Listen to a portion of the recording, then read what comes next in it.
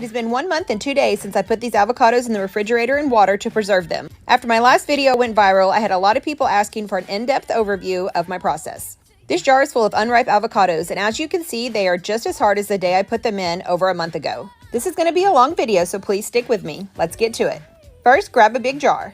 I like to have my workspace already set up so all my items are easily accessible. We are currently living in an RV while we build our barn dominium, so I'm set up in our shop. I prefer to use glass jars over plastic for all of my preservation projects.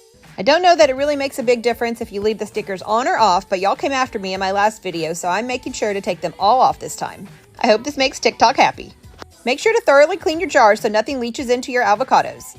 I have my avocados soaking in a tub of water because I do not have a sink out in the workshop. I use regular baking soda to clean the avocados. You can use this concoction to clean any of your fruits and veggies. I put a healthy sprinkling of baking soda on the avocados. This cleansing soak also works really well on things that are covered in wax from the grocery store, such as apples or cucumbers. Don't be scared to use a healthy dose of baking soda. It will not hurt your produce and it will not affect the flavor.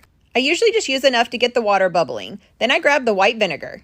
You don't need to use a ton of white vinegar. Just use your judgment on the amount of water you have soaking your produce. Once you have your baking soda and your white vinegar into your water soak, you're going to give it a good stir. Try to get all the baking soda to dissolve into the water so you have a more effective soak. Check out my profile under kitchen for the jar and the veggie scrubber. I like to use this soft bristled veggie brush on all of my produce. It helps to make your produce extra squeaky clean.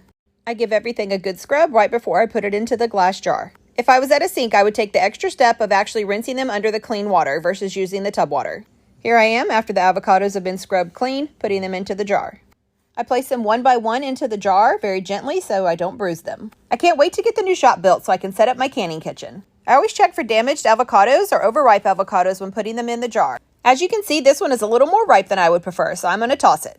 Since it has been a little over a month, I'm going to go ahead and take this little baby avocado out and set it on the counter for a couple days to ripen. I'll do a follow-up video on this little avocado once it ripens. I want to show all the naysayers how green and delicious it will be, even after a month.